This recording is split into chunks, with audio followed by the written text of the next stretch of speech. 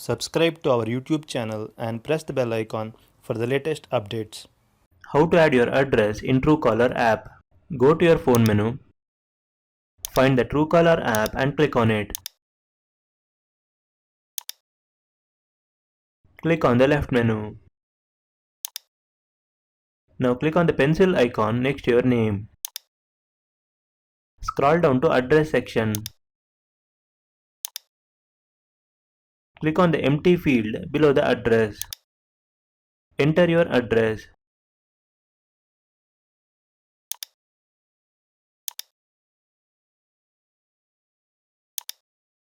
Click save. That's it. Changes has been saved. This is how you can add your address in Truecaller app. Thank you for watching.